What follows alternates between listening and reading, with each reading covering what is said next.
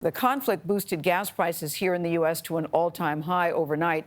The national average is now $4.17 a gallon. The Biden administration is still considering options to try to ease some of the pain at the pump. Weijia Jiang is at the White House with more on that part of the story. Weijia, the prices are going up, and people here are not happy, but I hear people are willing to pay if it's going to help the people in Ukraine. Good morning to you. Good morning to you, Gayle. Good morning, everybody. That's exactly why Congress is still preparing to pass bipartisan legislation to stop buying Russian oil, because lawmakers say they don't want any American dollars funding the war. And President Biden has vowed to do whatever he can along the way to bring gas prices down. But it is who he is turning to instead of Russia that is raising some new questions.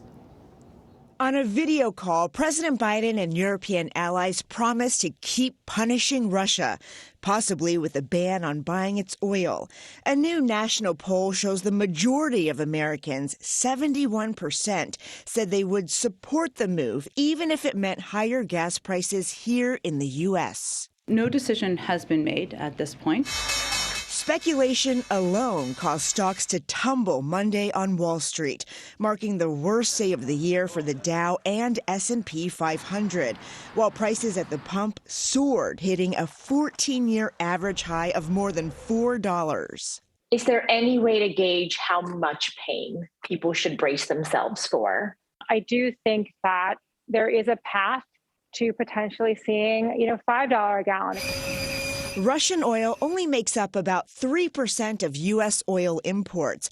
But Halima Croft, a commodity strategist, warns if other Western countries also cut off Moscow, the shortage would drive up costs everywhere. Croft says even though the White House is talking to Iran and Venezuela about making up the difference, only one source can offer an instant solution: Saudi Arabia. And the question is President Biden willing to place the phone call to the Saudi crown prince? This is all a means of exposing the insanity of U.S. energy policy that forces us to negotiate between one brutal dictator and another brutal dictator. The White House is pushing back against reports that President Biden plans to travel to Saudi Arabia to talk about oil, saying there are no such plans right now. As for Russian oil, some European leaders have already said that's not realistic for them to stop buying it because the economic consequences would be so dire. If the U.S. implements an embargo alone, experts say that would have more of a symbolic than a financial impact. Nate? We'll have to wait and see. Weijia, thank you.